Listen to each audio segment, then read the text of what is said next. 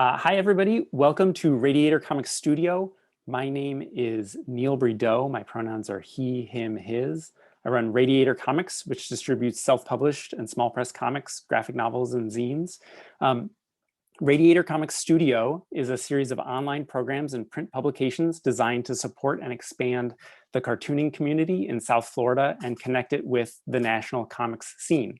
Radiator Comics Studio is made possible with support from the John S. and James L. Knight Foundation, and we are grateful for their support.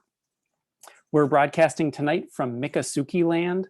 The people from whom the land was stolen are still here and still caring for this place. It's also important to acknowledge the history of African American, Bahamian, Haitian, and other Caribbean people whose labor made South Florida what it is today. We all have a responsibility to be better neighbors to the people and places where we're located and work to dismantle white supremacy. Expressing one's ideas and feelings through comics and zines can be really powerful, and one of the hopes with programming like tonight's is to make those tools of expression more accessible. So we're grateful to have you all here tonight for the release of Spiny Orb Weaver #1.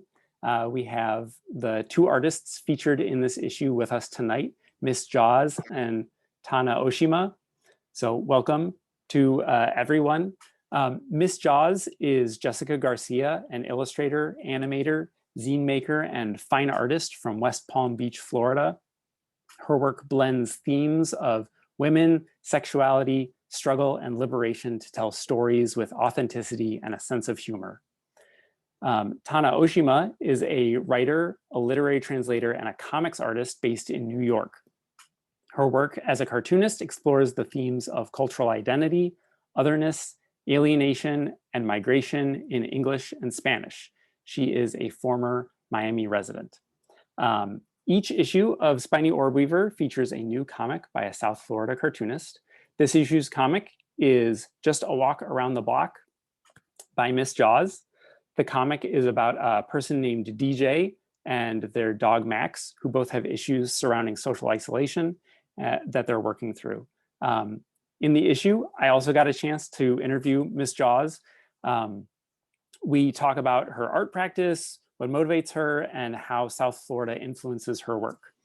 And then also in the issue, Tana Oshima provides a comic essay in the back of the issue about paradise and what the term means to Tana in relation to the time that she spent in South Florida. Spiny Orb Weaver is funded by the Ellies, Miami's Visual Art Award, presented by Oolite Arts. So I want to give a special thanks to Oolite for their support for this issue. I'm going to stop sharing my screen now, and I'm going to welcome Miss Jaws and ask her to take over the presentation for a little bit to talk about her comic. So welcome.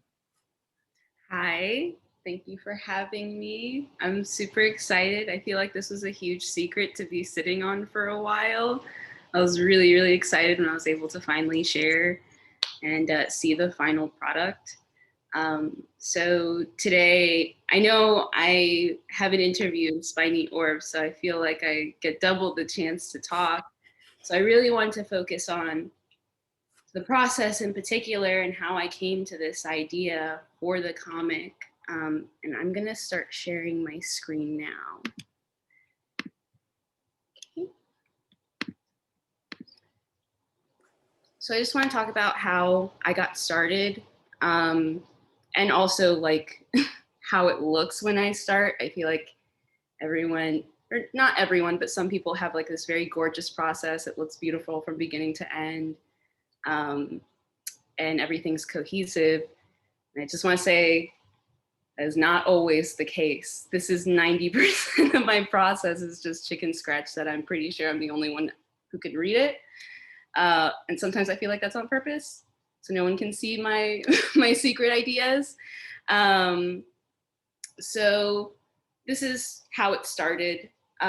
This is generally how I start my ideas, just kind of a free form writing, whether it's a more fleshed out idea, or it's just themes or concepts that are very interesting to me at the time. So, for example, some of the things I write here is a character that's apathetic and uninterested in everything.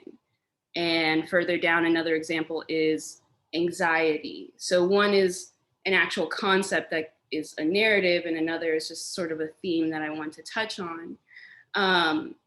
So after doing this for, a few minutes of just trying to vomit it all out, I start here where I'm able to pick things that went into the final idea. And what really led me to the idea that I chose was, we are in the middle of a pandemic. We're already super isolated as it is. And I was just really, really feeling that. I was working from home at the time after just losing my job. I was also recently moved into a totally new neighborhood, which was also where I used to live. So it was like I was returning to an old place, but with a fresh perspective. And I'm from here, but I felt like an outsider at the same time. And also just spending all day with my dog. He kind of became a source of inspiration for the character. I had these kind of grandiose ideas of what I wanted to do in the beginning, really surreal, very trippy. And it ended up whittling down to something more mundane and realistic because it was just more deeply tied into my emotion. I, at the time, just really needed something cathartic to really kind of address and confront what was just going on in my day-to-day of being stuck inside, but then also having a hard time going outside and interacting with what was immediately around me. So I continued to build on that idea. These are actually some really early sketches of DJ and Max as well. As a character that's constantly stuck inside, obviously I wanted her to, sweats or sweater, bike shorts, something really comfortable. Because, you're inside all day, you're in your PJs, you're not looking good. She's got her protective styling and everything. And on top of that, once I got the concept of I want someone taking their dog for a walk, what does that entail? Where's my opening, my climax, my turning point? I even did the little chart. I had to remember what writing was like because I haven't written a story in so long. I was like, these are the basic concepts of writing. We've got to have the climax. We got to have a turning point here. So a lot of planning actually went to the writing because it's not something I generally do in my work, at least not long form. I've never done this before. So this was kind of a challenge for me. When I talk about my process, this is not necessarily a recommendation hey, you should do this too. This is me figuring out how to do this. So a lot of my steps are repetitive, actually. I think I wrote the story 3 times. So one was this here when I finally came up with the original concept. The next was when I was initially storyboarding and I started writing down what was going on in every one of the panels. And I was also writing a script on the side in Google Docs, but I didn't share that in this because I figured, you don't want to see typed words. But, and then from there, I storyboarded again, but on pieces of paper that I had printed out and scanned. So again, I repeated this process again and again because it was something so new for me. I was like, I gotta make sure I get this right, especially when adding the words, because I wanted to make sure everything fit. And I started to realize something that seems like something very obvious as someone who's probably done it time and time again, but that you have to make words fit in each panel. So your writing has to be clear and concise while also visually interesting. I remember this particular page, the second page, I rewrote, I think 5 times. I sent Neil 4 different versions at the end because I was like, I don't know which was the best one. but it was just trying to get the clearest writing across, like, while also fitting it all in. It sounds like a funny challenge, but that was really what, like, was my wall, my obstacle, like just making everything fit. So after storyboarding twice and writing several times, I was finally able to get my finished product. And I just want to show, like, this was my first storyboard. This is how it started. Just stick figures, Xing, notes, my sketch that I had to rescan, and then my final where I was finally able to draw on top. So the idea stayed fairly the same throughout. It was just kind of becoming clearer and clearer each time I drew. It was just a little more legible, I think, to me and others. And also just like really trying to capture the emotion like as best as possible for someone who is like very uncomfortable around people, and then trying to interact with them. And that's one particular reason, like this panel was one of the first things I drew when I was still writing the script, because it was just this like moment of opening up and then totally being shut down, but through no fault of their own, but it's immediately internalized because it's that anxiety of rejection, that fear of rejection that like really takes a hold of this character, and who the other character Max is trying to like walk through. And it was just a general idea I wanted to bring home throughout the whole just comic. I don't know if I'm allowed to spoil endings or any sort of plot. I assume if you're here you have the comic, but I just wanted to show a journey. And I these moments where like it's these trials and errors, I feel like give that kind of character and emphasize that story in particular. Like we do see attempts and we see total like just no, I will not do it, not at all. And then the moment they do try, in this particular panel especially, it's like it totally falls apart. And we see after that it kind of goes downhill from there until we reach our resolution. So I kind of got off topic there. We were talking about the process, and then I started talking about the story because I was super excited about it. But yeah, I just wanted to show you guys just kind of how it looked and how it got here. Doesn't always look pretty. It's not always efficient. It definitely was an efficient process for me. Learned some lessons in this one, like maybe you don't need to draw your roughs several times is a good one. But it definitely helped me get through something that was unfamiliar for me, just the repetition and kind of making sure that everything was how I wanted it to be. So yeah, this was it.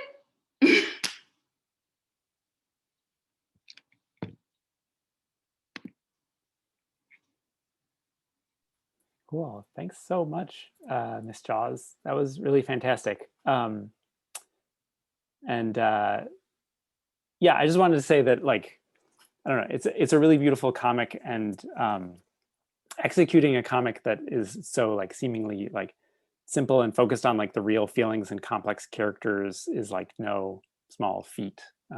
So it's really great to be able to see that like behind the scenes. You know, I feel like in a lot of aspects of our lives, we're like all sort of assuming everybody else has it together, and we're the ones who are like, you know, messing up all the time. So it's like gratifying to see that like we're all in the same boat. Yeah, absolutely. So that was really great. Thank you. So now we're gonna switch focus a little bit and talk to Tana about her comic. And I think, let's see, Tana, you have a slideshow, right? I have a video, yeah. So I'm gonna share my screen.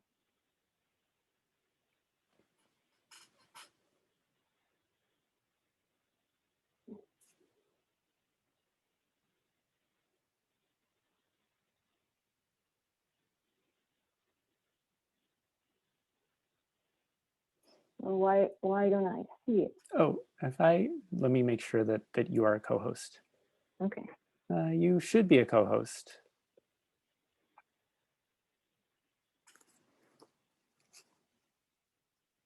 Do you want me to share images of the pages if for any reason the video doesn't work? Let's see.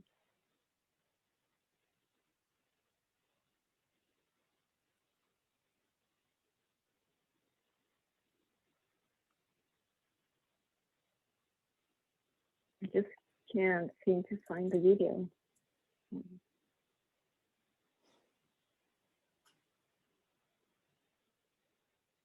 Can you see it now?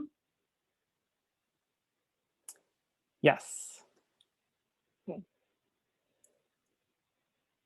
All right. And so while this video is playing, I am going to ask Tana some questions. Your comic, A Sense of Paradise, talks both about like the concept of generosity and abundance and comfort for people, but also explores how like the tropical plant and animal life in South Florida reacts to and also like totally ignores the human population here. Could you talk about like where the ideas for this comic came from? Yeah, so when you first invited me to do something for Spiny Orb Web, you suggested a few things I could do for the magazine, and one of them was to interview a cartoonist. So that was my first idea. But then I thought it would be a nice opportunity and the right place to pay a tribute to Miami, because I've never talked about Miami in my comics. And yet it's a place that had a strong impression on me while I was there. So I focused on this idea of paradise because Miami changed my idea of paradise. So before moving to Miami, for me, paradise and the image of a tropical paradise was related to well-being. So, you know, it was part of this collective imaginary of the tropical island as a place for well-being. You know, white beaches, white sand beaches, and drinking coconut water, things like that. Because I had never lived in a tropical environment. And this was special for me because growing up, I lived in different places, and I moved from one country to another, from one continent to another. And I was familiar with many sorts of landscapes, but the tropics were completely unknown to me. And so when I moved to Miami, I redefined my idea of paradise, and I was very, very fascinated by the abundance, you know, the amount of rainfall and the lush vegetation and the animals and the fruits hanging from the trees. That was like that stuck in my head, like the fruits hanging from trees.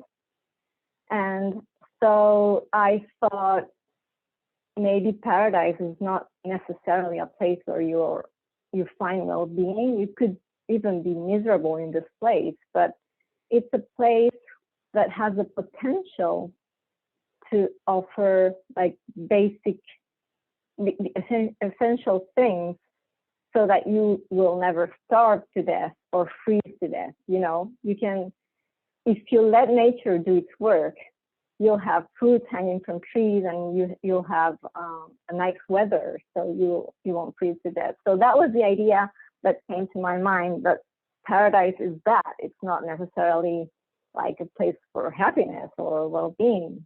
You could find it, but it's not necessarily that. It's more about the generosity of nature. And that's how I decided to write this essay. Nice.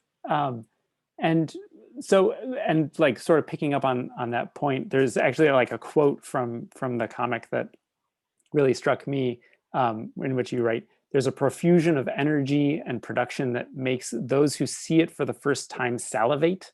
I salivated too when I saw it for the first time. For a year and a half, I saw it for the first time and I salivated. Like you, I didn't grow up here in Miami, and I too feel that like sort of constant renewal of like wonder for the abundance and variety of plants growing. You know, they're like unmanageable size, and like the number of plants that like grow on other plants. And you know, it's sort of like impossible for them to fade into the background the way that plant life kind of does in more like temperate and managed parts of the United States.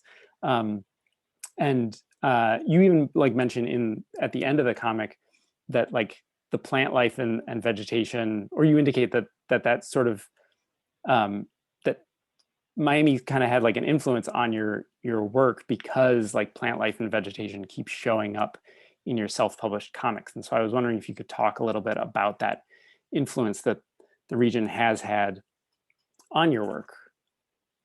Yeah, so even though I never specifically talked about Miami in my comics, yeah, in my past maybe 3 or 4 comics, there's always a jungle. And the jungle appears at some point in the story when the character, as a result of a quest or a search, so the character has been searching for something, and she gets to a jungle. The jungle is not necessarily what she was looking for, but it's like it represents the unknown. So it's like it separates the new world from the world that belongs to the character. So that would be the main, I think, meaning of jungles. But yeah, definitely I use a lot of jungles.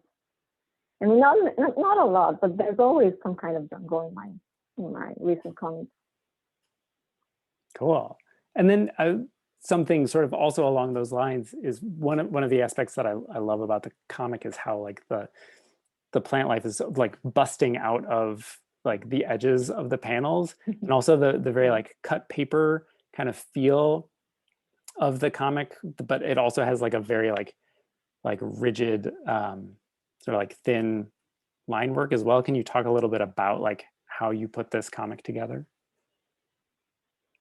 So it was mostly done on Photoshop.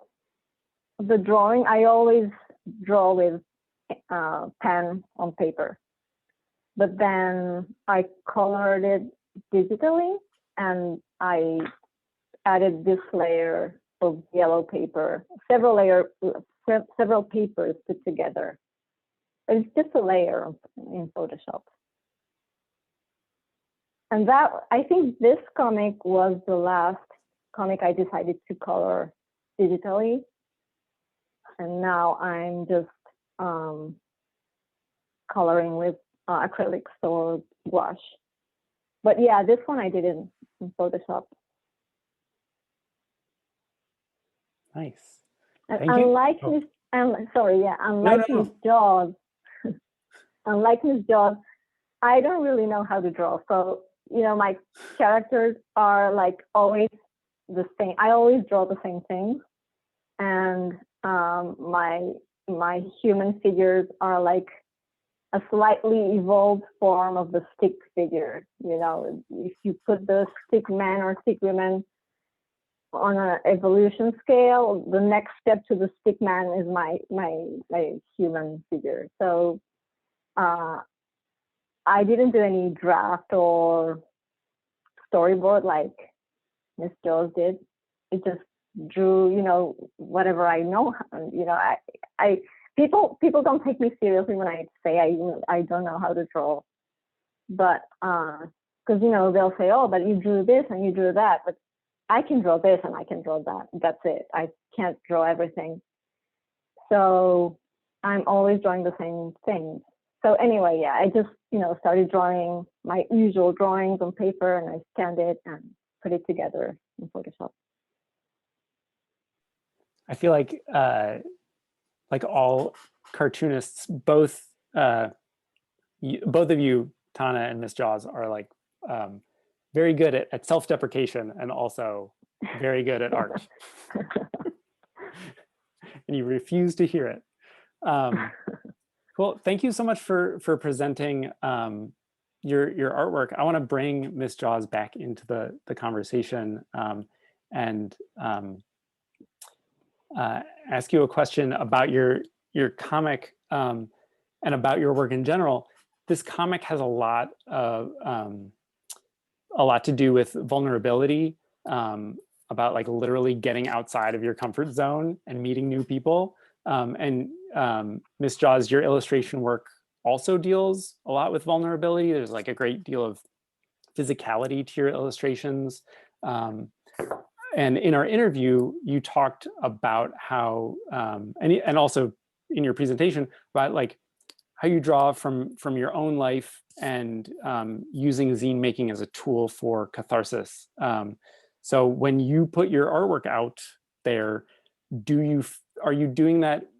When you do it, do you feel vulnerable, or is that a tool that you use to kind of like fight that vulnerability? Yeah, it's definitely to fight the vulnerability. I mean, I get to kind of hide behind the illustration while still being completely honest with like myself, how I feel and who I am. But there's kind of this, it's just a medium in which to do it. It's not comfortable kind of speaking that way or like talking about myself that way, but it's much easier to put it into illustration form and kind of like, here, look at this, and then like run away as they like, this is how I feel. And then, you know, it's almost like extra step. There's a middleman, and my illustration is that middleman where I can still share myself and who I am, but I don't have to be so confrontational about it. But in my illustration, I can be edgy and confrontational and all these things that I don't necessarily feel comfortable with as me, the individual. Almost like Miss Jaws can do anything, but Jessica Garcia knows.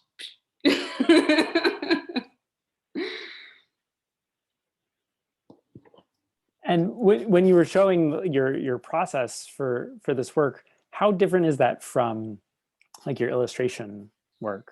Less steps.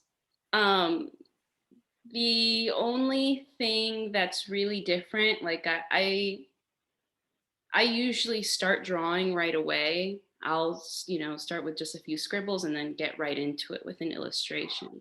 The only time I start writing for my illustration work is when I am fresh out of ideas and I just need to like dig deep and see what it is I want to draw and what's interesting to me, what am I feeling in that moment, and then I can derive from that. Other than that, I can usually dive right in with my illustrations.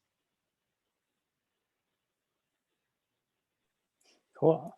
I want to open things up to questions from the audience in a minute, but I also wanted to sort of ask both of you. The themes of the comics that are in this issue, like social isolation, building communities, paradise, working towards something better in life, I feel are really front of mind for a lot of us these days because of the pandemic and because of political turmoil. We're like dealing with quite a few challenges that are much bigger than us, in addition to everyday life, and we're expected to just kind of like keep working from home and living in like a new normal. So I wanted to know from each of you, it can be big, it can be small, what is bringing you joy these days? What's good? What's keeping you going? And you don't have to pick just one thing. If there are multiple things that you're like, oh, I love whatever. I'd have to say it's my brand new kitty cat. I think someone mentioned in the chat passing him by as he ran across the screen. But yeah, just having someone here with me during the day keeps the blues away.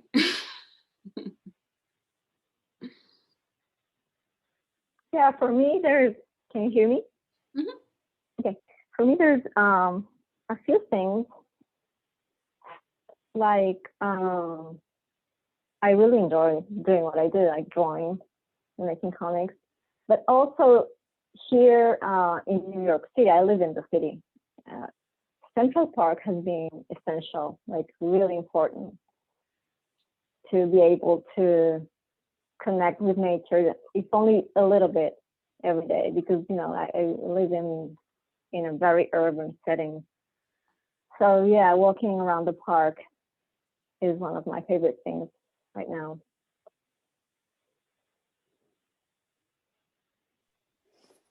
Great. If you do have questions for Ms. Jaws or Tana, or both of them, please feel free to either type them in the chat, or if you want, you can click the raise your hand button in the participant section of the Zoom screen. I don't want this to make you feel any pressure, but one thing that I did want each of you to talk about is what you're working on now. If you can say, what you're working on now, what people should be on the lookout for. Right now, I don't know if this is the right term, but I'm just kind of freeballing. I've just been making work. I know I talk about it in the zine, where it's just making work that I love, not because it's what people necessarily want to see or it's marketable or viable.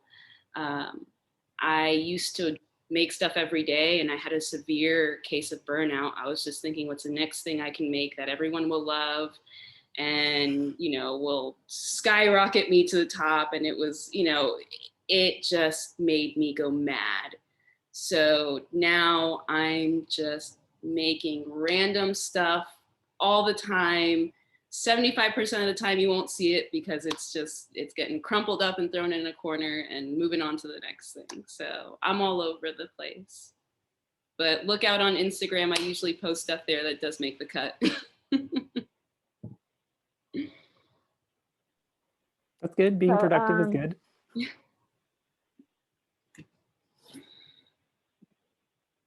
Sorry, Tana, go ahead. Yeah. So most of the time I'm not working on comics because I'm a translator. That's what I do. But I'm working on these stories about ice, like cold ice, which are in a way comics about climate change, but I don't talk directly about climate change. So it's about people who work in extreme conditions to maybe study climate change, but it's a story about those people, not necessarily about the science behind climate change. And that's what I'm doing now. And then I'm doing some larger drawings, which are related to this comic about paradise. They have the same yellow background, but they're much larger with no words, just drawings with ink and a lot of jungles. The comic about climate change, is that, are you planning on self-publishing that or looking to? Eventually, I think so. If I have enough stories, I think so.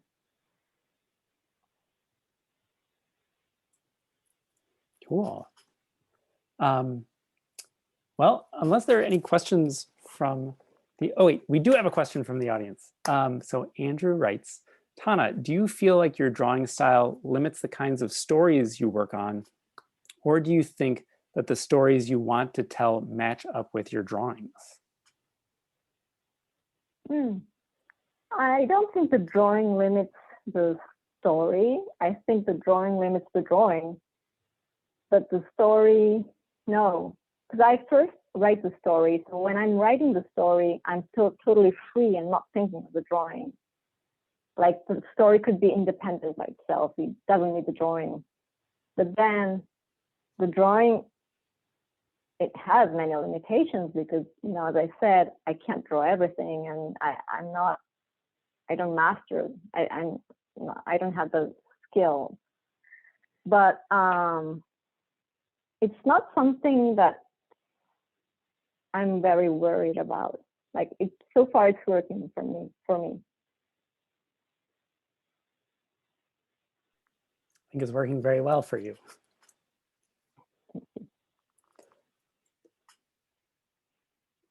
Cool.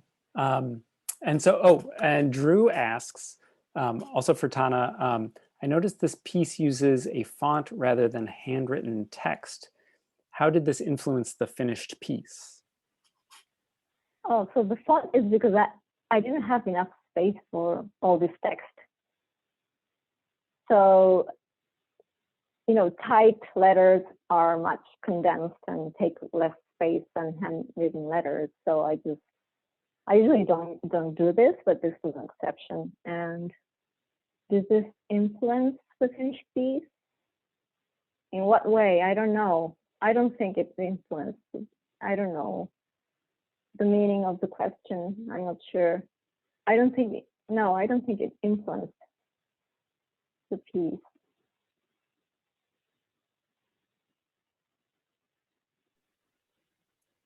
Cool. All right. Well, thank you so much to Miss Jaws and to Tana Oshima for the amazing comics in the publication and for this wonderful evening with your insights. I am pasting links into the chat with the artists' websites. I encourage you to go check those out. Also, links to Spiny Orb Weaver #1 and to Radiator Comics Studio and the Ellies. There are a few events that I wanted to mention, and so I'm sharing my screen again. Oops. So this Sunday, February 21st, we at 5 p.m. Eastern, we're hosting our semi-monthly social event, Cartoonist Coffee. If you make comics, please join us for casual small group conversations with other cartoonists. And then on Saturday, February 27th at 3 p.m. Eastern Time, cartoonist Summer Pierre will demonstrate her daily diary drawing, comics drawing practice. This is part of our new semi-monthly hands-on demonstration series. And then every Friday, we host Open Studio, which is a quiet work time for you to work on your comics in the presence of others. And then lastly, we still have copies of Sun and Sand Comic Anthology, which we co-published with Black Jose Press. It features 10 wonderful comics about South Florida, including one by Miss Jaws. And if you go to sunsandcomics.wordpress.com, you can read them for free. You can download a PDF for free, or you can request a physical copy from us. And if you cover the shipping and handling, we'll mail a copy to you. And then also, last but not least, I wanted to say, speaking of Black Jose Press, I wanted to make sure everyone here knows that their Kickstarter campaign that launched this morning is already 100% funded, but that doesn't mean that you shouldn't support them. They're publishing Robin Smith's critically acclaimed comic, The Saddest, Angriest Black Girl in Town. If you haven't yet, I do encourage you to support a great local publisher and get an amazing comic in the mail. So those are all of my announcements. I want to thank everybody again for joining us, and this event will be available after today. It'll be posted on YouTube later. So thank you everybody for joining us tonight. Thank you again to Miss Jaws and Tana Oshima. Thank you and good night. Neil. Bye. Bye. Good night. Bye. Thank you so much.